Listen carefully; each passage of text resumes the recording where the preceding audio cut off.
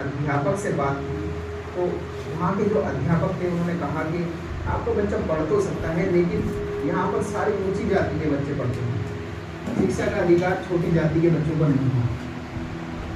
उनके टीचर ने कहा कि आपका बच्चा पढ़ सकता है, लेकिन उसको गेट पर बैठ कर पढ़ना होगा, उसको क्लास के अंदर नहीं बैठ सकता।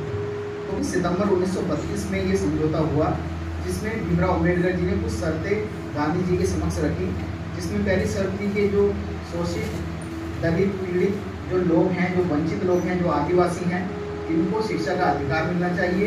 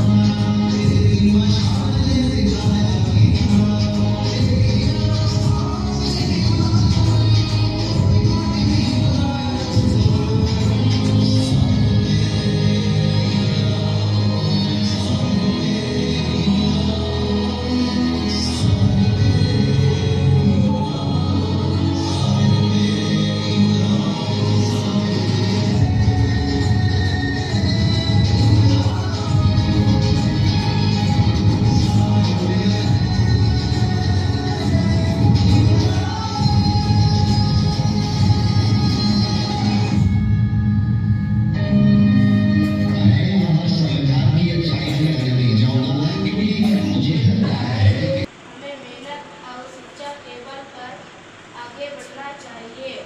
आज के दिन हम सभी यह संकल्प लें कि हम शिक्षा को अपनाएंगे और दूसरे का सम्मान करेंगे, असरपन से दूर रहेंगे और समाज में समानता बनाए रखने का प्रयास करेंगे।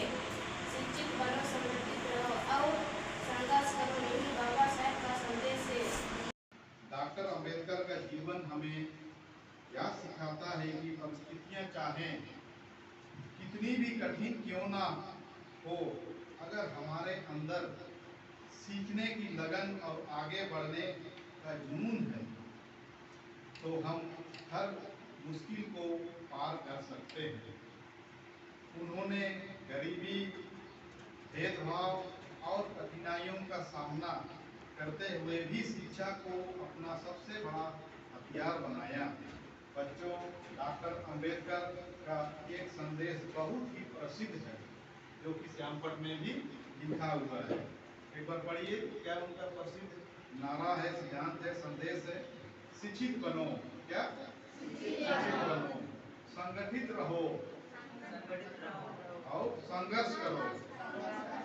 इसका अर्थ है कि हमें हमेशा जिंदगी में पढ़ाई पर ध्यान देना चाहिए, एक दूसरे के साथ मिलकर रहना चाहिए और अपने अधिकारों के लिए सही तरीके से मेहनत करते रहना चाहिए। इसका यही शाब्दिक अर्थ है।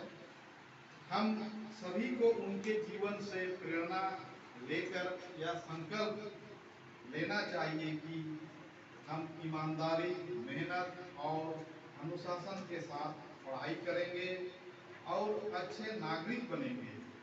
आइए आज के दिन हम यह वचन लें कि हम समानता, भाईचारा और शिक्षा के मार्ग पर चलकर अपने देश को मजबूत बनाएंगे। जय भीम, जय भारत। धन्यवाद।